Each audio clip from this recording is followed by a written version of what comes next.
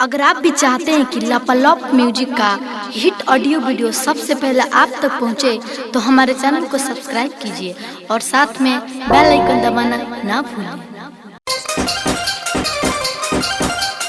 अच्छा घुमा के ना अच्छा घुमा के ना म्यूजिक बाय गौरव रोशन। आगा पाछा घुमा के ना सैया नहीं रहे रे दादा, रहे उ देवरा भारत में चदरा ओढ़ा के ना सैया नहीं रहे रे दादा, रहे उ देवरा भारत में चदरा ओढ़ा के ना सखी रे मरले खूबे मजा आगा पाछा घुमा के ना सखी रे मरले खूबे मजा आगा पाछा घुमा के ना पाछा घुमा के ना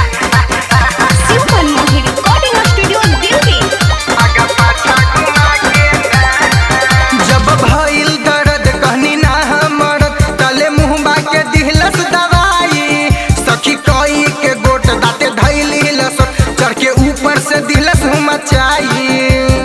आही रे सखी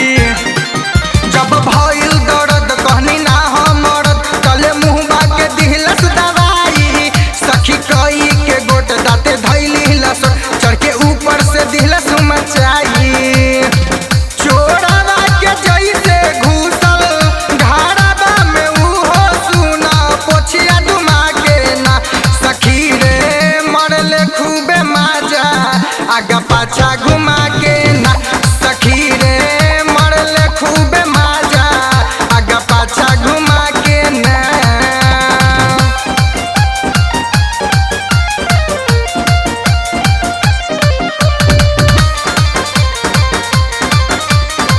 म्यूजिक बाय गौरव रोशन।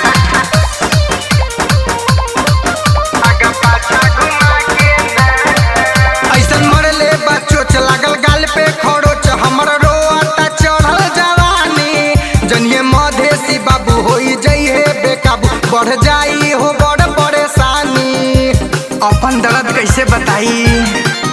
ऐसन मरले बच्चों लागल गाल पे खरोच मोरा रोआता चढ़ल जवानी जनिए मधेसी बाबू होई जइहे बेकाबू बढ़ जाई हो बड़ परेशानी बारा गलती कईनी हम परकस परवाना से गोलियां चुमा के ना सखी रे मरले खूबे मजा आगा पाछा घुमा के ना सखी रे मरले खूबे मजा